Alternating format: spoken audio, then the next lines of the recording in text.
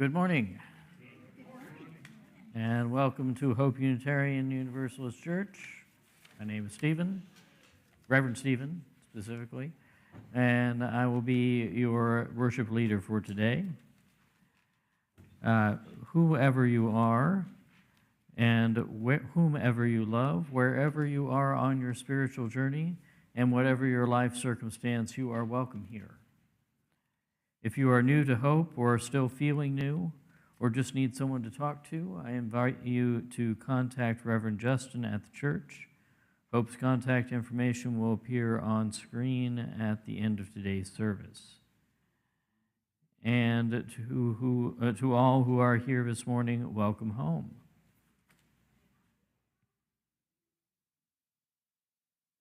Please rise and embody your spirit as you're able as we sing our opening hymn here together.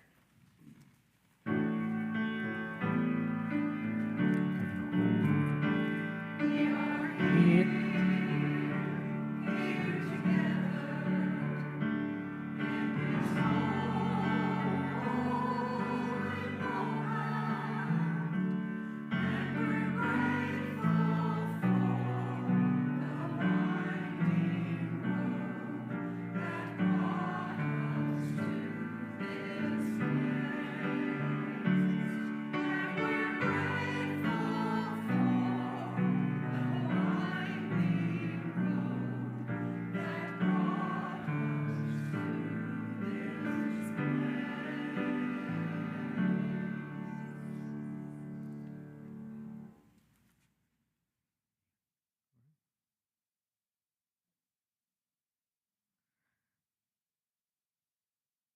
The flaming chalice, symbol of our living faith, burns brightly. Let us say our unison words for chalice lighting. We light this beacon of hope, sign of our quest for truth and meaning, in celebration of the life we share together.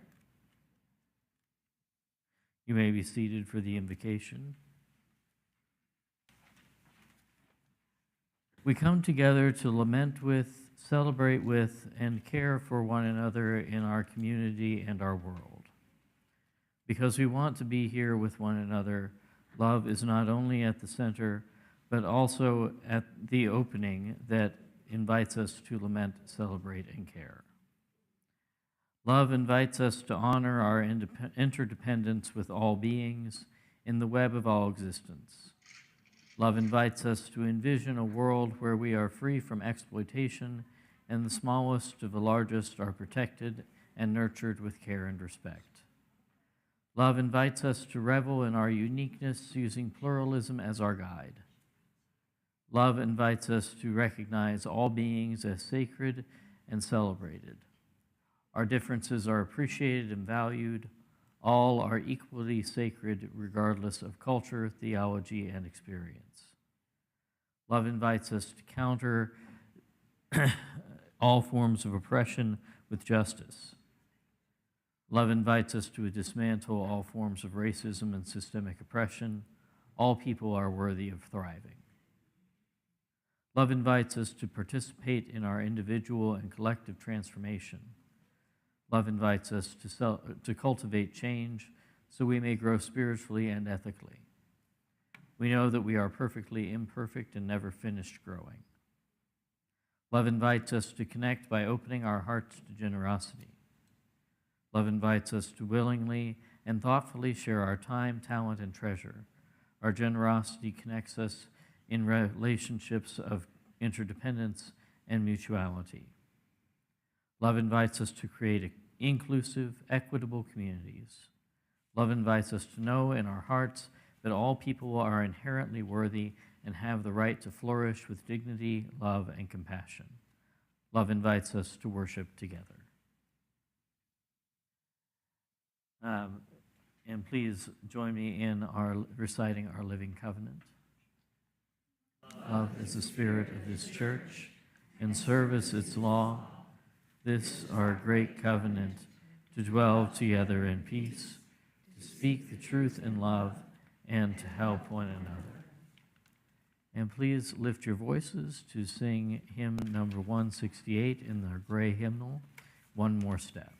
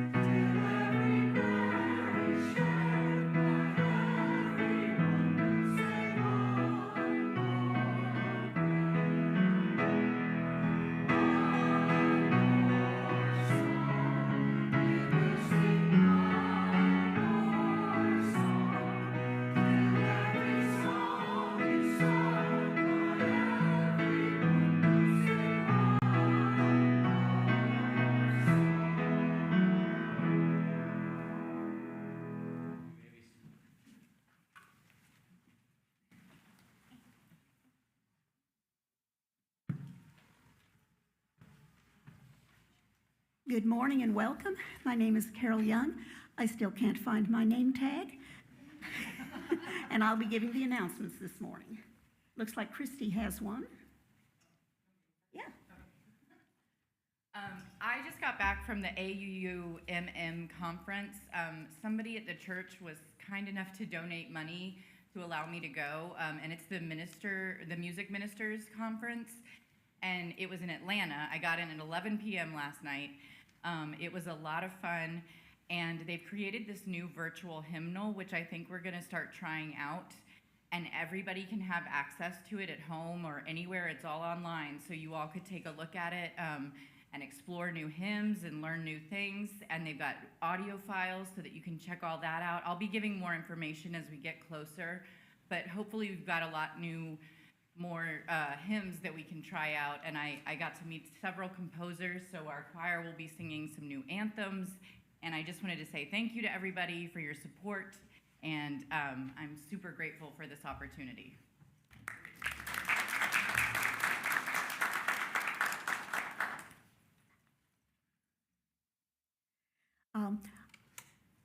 Happy hour was last Thursday, the 24th, and I just wanted to say we had a wonderful time.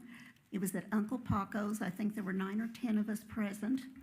And be sure and don't miss the next one. Items are still needed for the Be Heard movement. They need towels, laundry pods, and the church is collecting those during the month of July. There's a little box outside for them. Let's see. On Sunday, August the 24th, there will be a special service and adult forum honoring Women's Equality Day. And at 10 a.m., Kate Neary from the City of Tulsa Women's Commission will speak about local equity efforts. What we're celebrating is going to be the 1920 ratification of the 19th Amendment, which granted women the right to vote. Woohoo!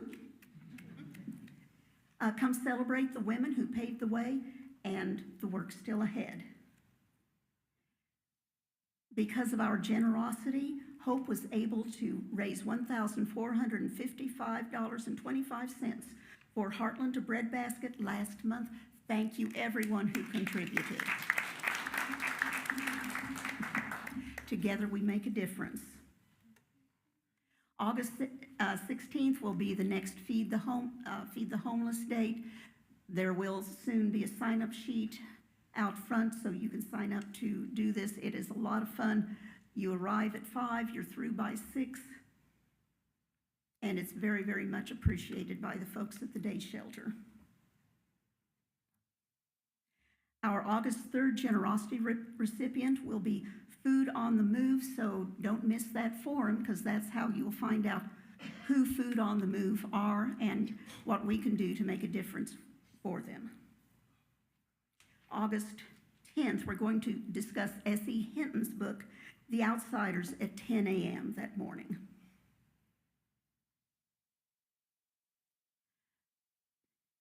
And I want to remind you that choir rehearsals are held at 6 p.m. every Wednesday.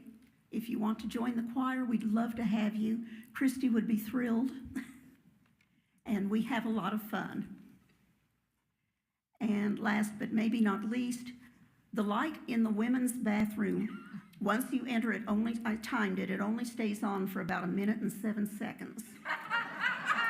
So you may be left in the dark. This will be corrected, but until then, there is a little lamp in the bathroom on the counter, so you still will have some light. So don't freak out when it goes off.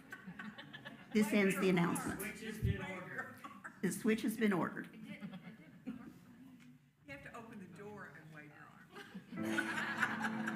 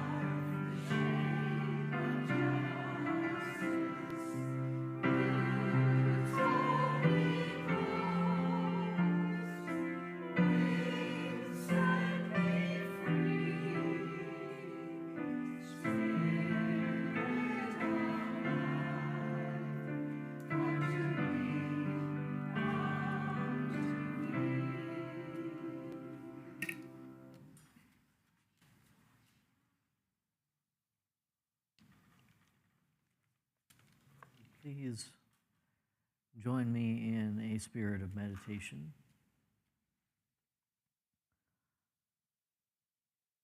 I invite you to get comfortable in your seats, loosen up, and let all the old air out of your body.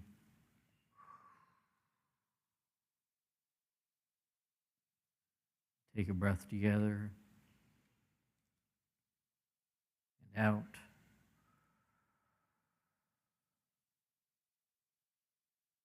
Take another breath in and out.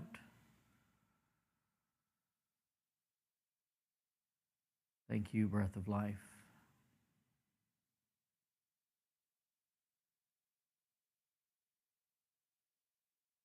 And I'm going to lead you in a breath meditation. However, if breathing is not something that works for you, you can also count on your fingers or tap.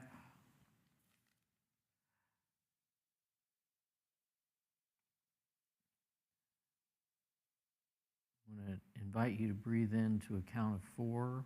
1, 2, 3, 4, and hold.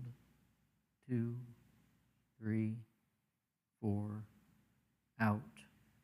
2, 3, 4. Again, in. 2, 3, 4. Hold. 2, 3, 4. Out. 2, 3, 4. Continue that. This time, on your next round, I invite you to find your breath. Feel it in your lungs. Feel how it expands and contracts. contracts? What does the air feel like? How is the temperature?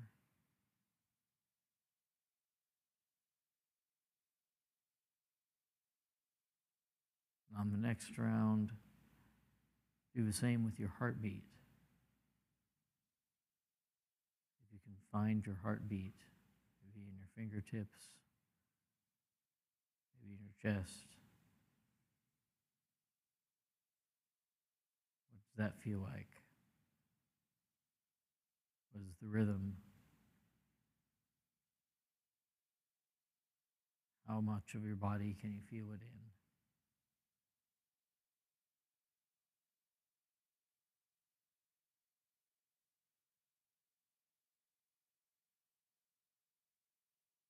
On the next round, see if you can feel both breath and heartbeat.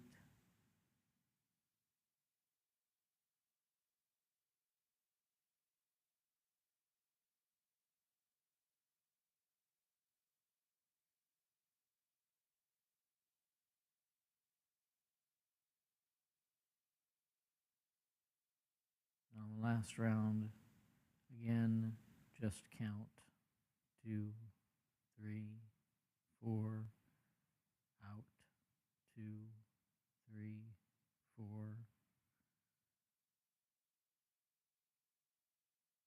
One more big breath together.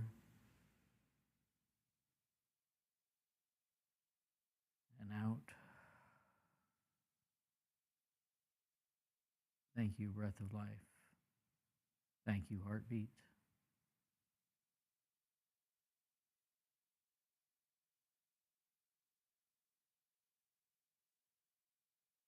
May you be at rest.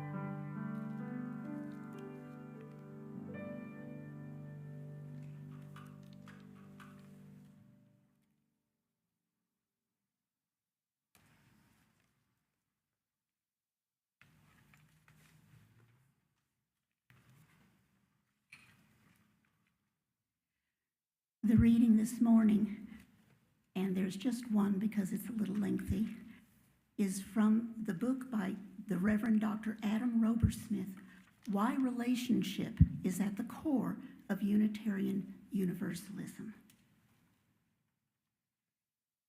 I am blessed to live out in the woods, where the neighbors I see most are oaks and hemlocks, deer and bears, lichens and mosses.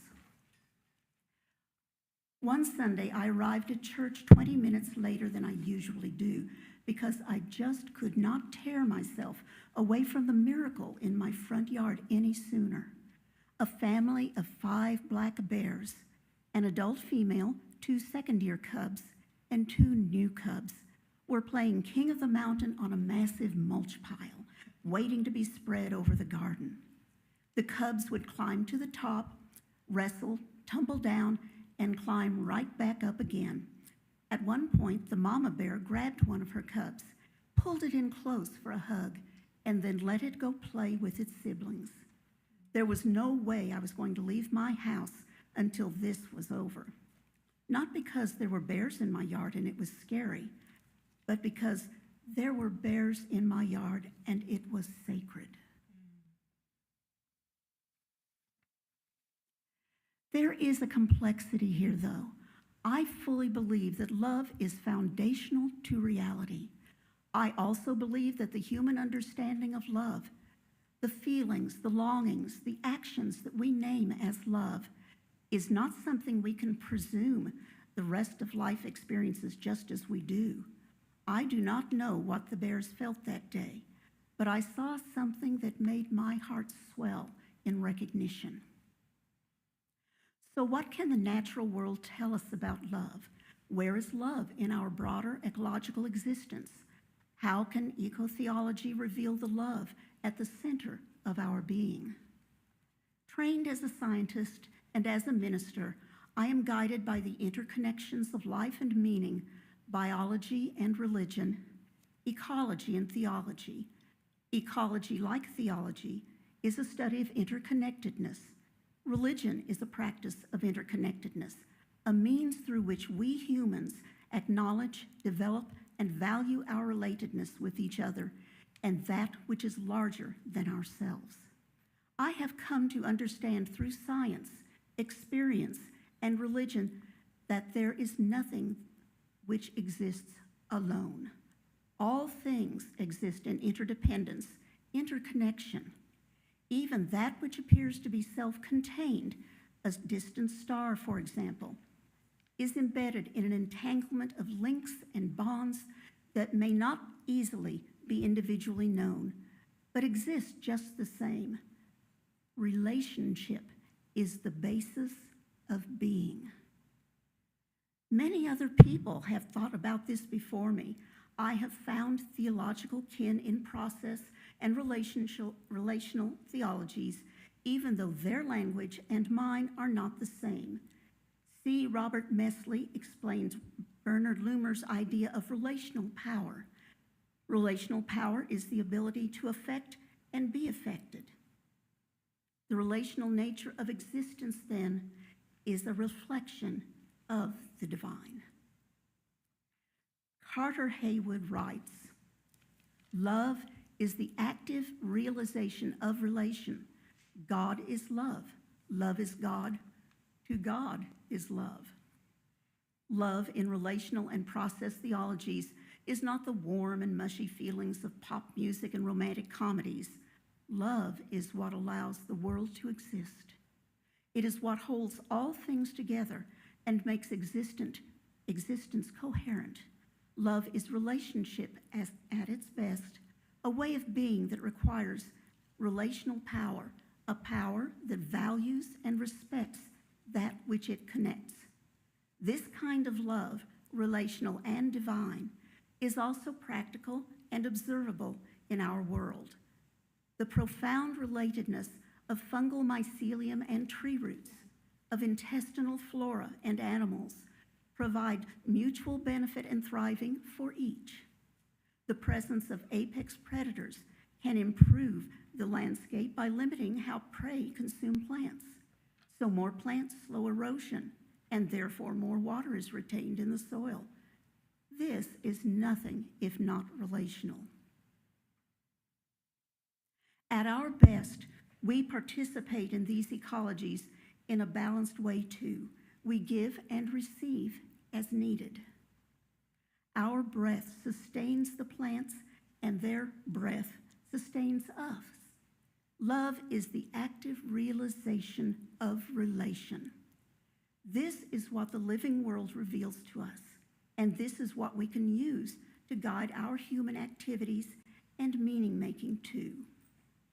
My understanding of religious community is centered in love that must be shared to exist and grow, is powerful through relatedness, and sustains individuals while drawing them into community.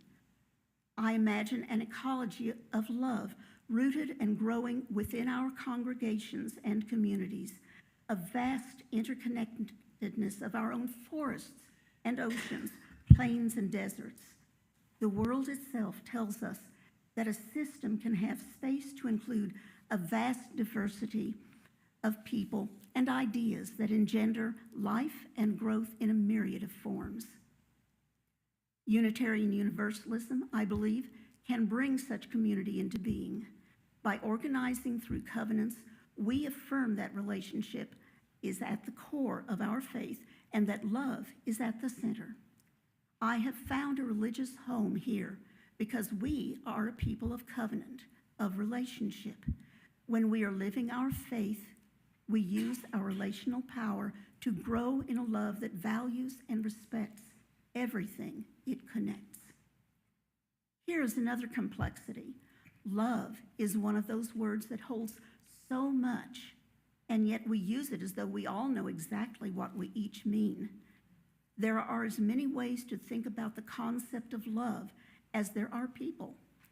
Some of us think about it as a virtue or an ethic, others as the nature of the sacred or the core of human relationship, and yet others as an emotion, practice, or choice.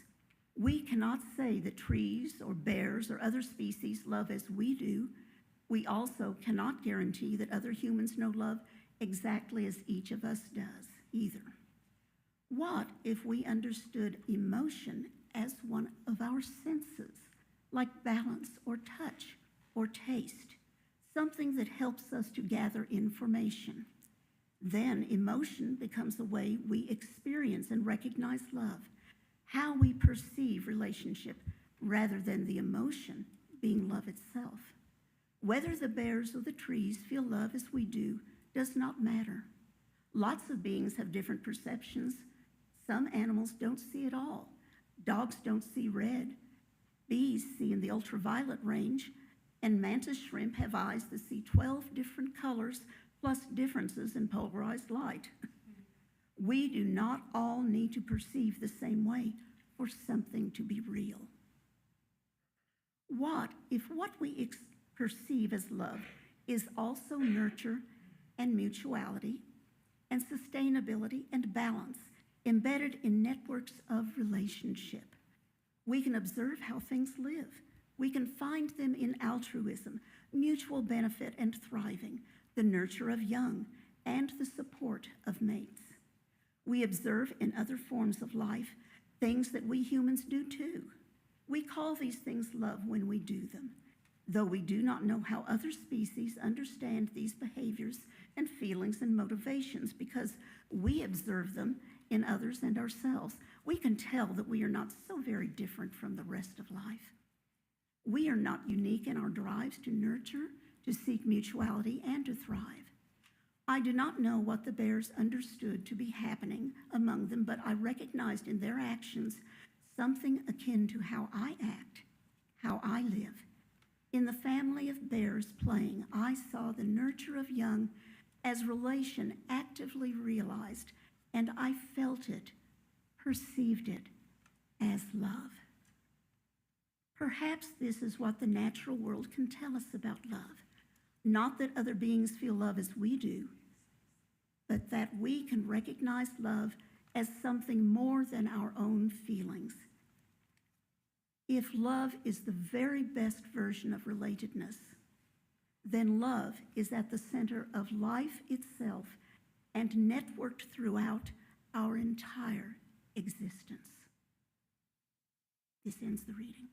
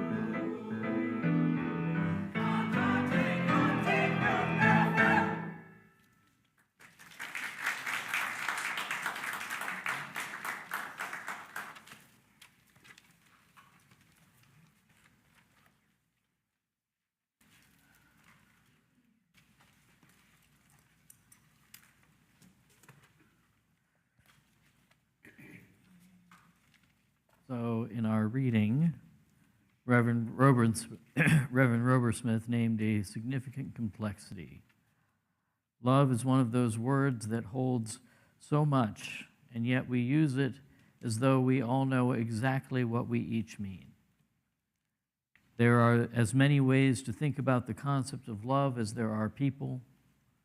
Some of us think about it as a virtue or an ethic, others as the nature of the sacred or the core of human relationship, and yet others as an emotion, a practice, or a choice. And we cannot say that trees or bears or other species love as we do. We also cannot guarantee that other humans know love exactly as each of us does either. He resolves this saying, we do not all need to perceive the same way for something to be real. This speaks to our value of pluralism in Unitarian Universalism, that we can all experience things in a different way and still have each of those ways be valid. Earlier in his essay, Reverend Robersmith offers a definition that love is the active realization of relation, quoting theologian Carter Hayward. Robersmith goes on to say that love in relational and process theologies is not the warm and mushy feelings of pop music and romantic comedies. Love is what allows the world to exist. It is what holds all things together and makes existence coherent. Love is relationship at its best, a way of being that requires relational power, a power that derives, a power rather that values and respects that which it connects. This kind of love, relational and divine, is also practical and observable in our world. This is the kind of love at the center of Unitarian Universalism. And may I have that slide, please? Our friends in the back. Yes. So, as you may or may not recall, over the last few years, there was a large discussion and then several sets of voting at various UUAs on a new Article 2 for our UUA Constitution, setting forth these values as what is we put forth as our kind of statement of not so much belief, but closest to what we have as a statement of belief for Unitarian Universalism. The previous version was the 7 principles. The version before that was the 5 principles. The version before that, I'm a little rusty on my UU history, sorry.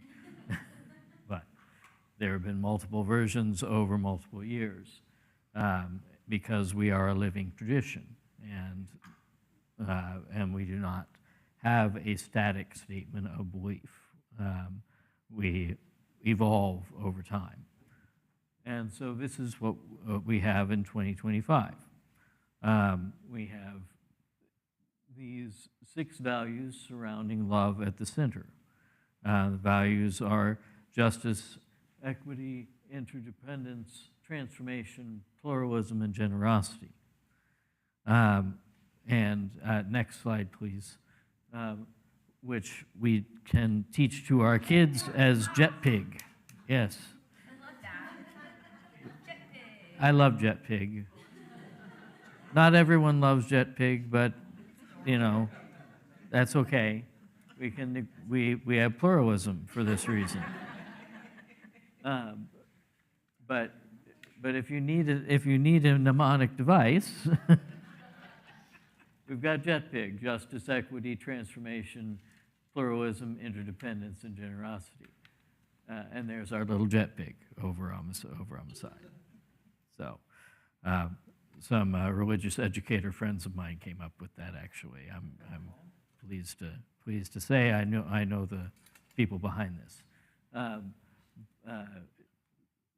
So you can blame them if you do not love jet pig, but and jet pig is centered in love here. So we can either leave this up or go to the previous slide, whichever one you prefer to look at.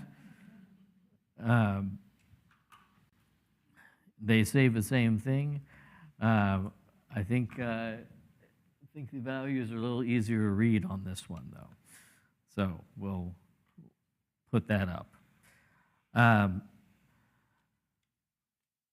So we center love first and foremost because we always have. The concept and practice are not new just because the named values are new. Unitarian Universalism has centered love since before it was Unitarian Universalism, since it was Unitarianism and Universalism. Universalism, one of our lineages, has always had love at its center. A divine love that was too big to let any of God's creation be damned to eternal punishment. That was the original intent of Universalism as a religion. And so this divine love was instead all forgiving and all merciful. And from this love grew a love for all people, regardless of beliefs, which became our value of pluralism today. And this, along with generosity, interdependence, justice, transformation, and equity, grew from both sides of the family tree, branches intertwining as they grew toward each other and into Unitarian Universalism. For example, on the Unitarian side, transcendentalism branched off and developed the values of transformation and interdependence through nature, fellowship, poetry, and a great love running through it all. On the Universalist side, the social gospel movement of the early 20th century focused heavily on social justice in this life versus waiting for Jesus to come and make everything right. It valued justice and equity, driven by a love for all people and an increasingly expansive God. So both sides grew more and more generous in their pursuits of happiness for humanity in all of these ways. Love is an action. And that is another reason that we center love. Love is not just a feeling, as Reverend Rover Smith talked about. He mentioned, love in relational and process theologies is what allows the world to exist. It's what holds all things together. And when we talk about relational love, that's a process. That's when I say that I love you, that's not just something that I feel. That's something that I do.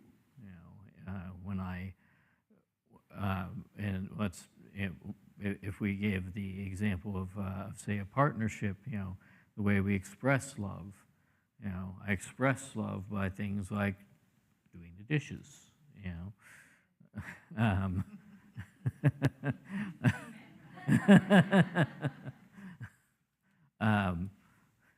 or making sure that one of the ways I express love at home is making sure that that the pets are fed every morning and every night, and that's not only love for them but love for the rest of the family, so that they don't have to do that, etc. There's different ways that we express love, but love is an action.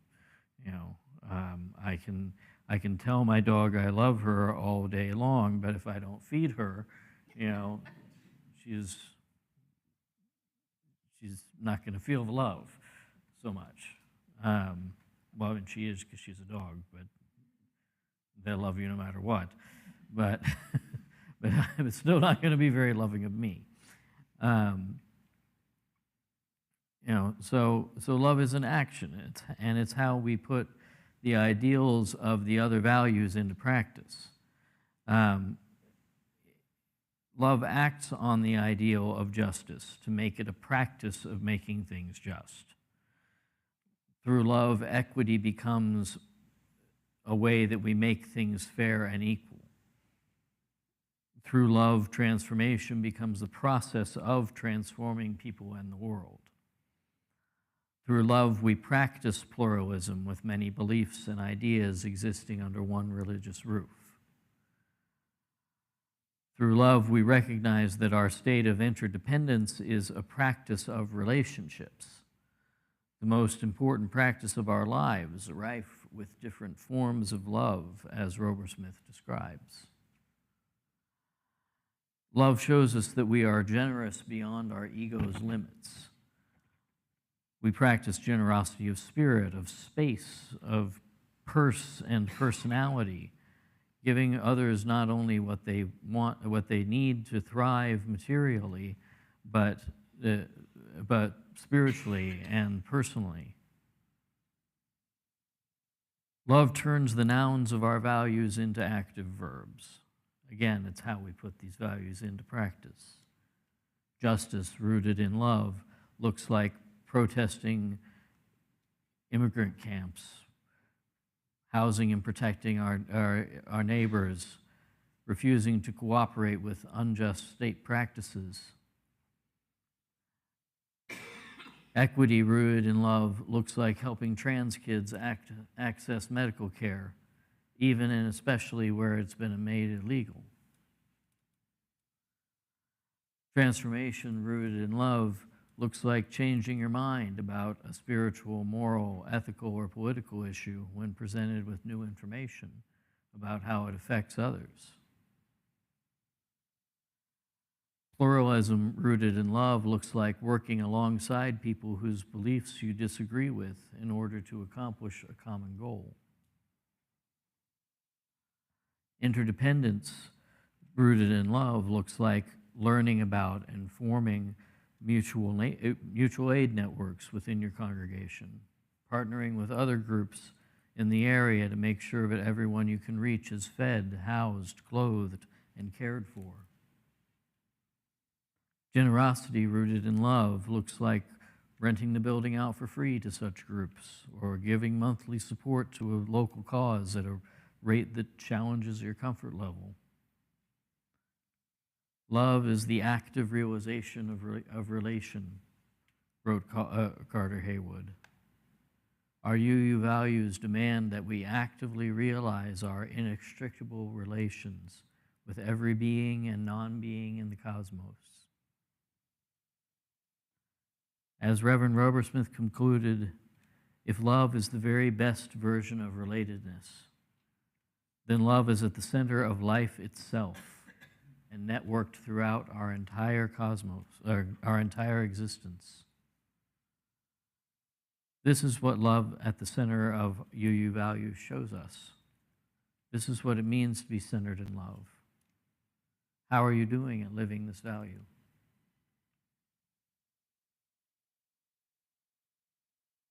This ends our sermon.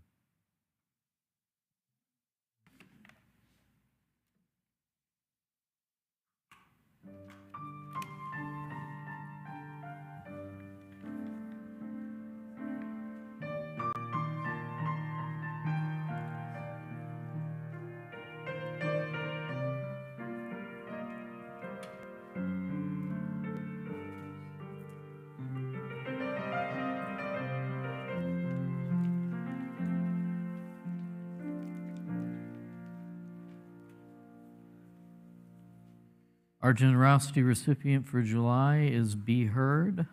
Be Heard provides essential support to unhoused and underserved people in Tulsa, including free access to showers, laundry, and hygiene supplies.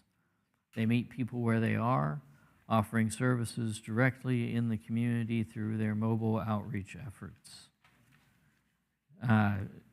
Please make your checks out to Hope Unitarian Church and put generosity on the memo line.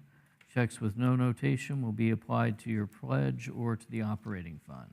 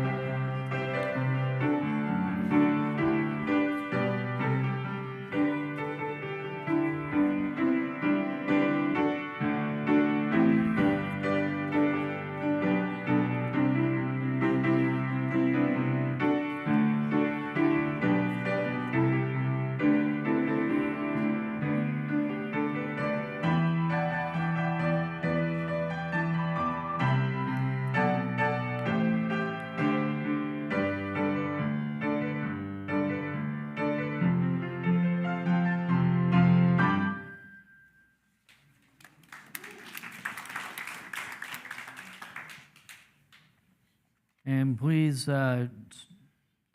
rise in body or spirit to sing hymn number 131, Love Will Guide Us. Offertory response, I'm sorry. I'm getting ahead of myself. Offertory response, please join me in our offertory response. We build on foundations we did not lay. We warm ourselves at fires we did not light. We sit in the shade of trees we did not plant. We drink from wells we did not dig. We are profit from persons we did not know. We are ever bound in community, which is an excellent example of love at the center. And now let's sing our closing hymn, number 131, for which you may rise in body or spirit. Thank you.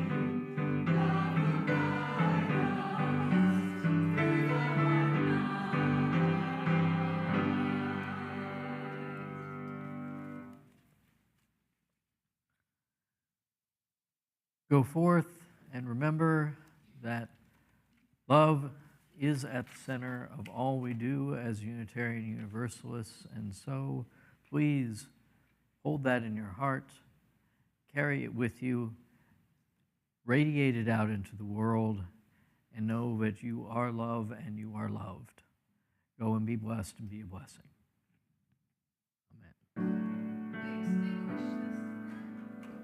I keep getting ahead of myself. I'm sorry. I'm sorry.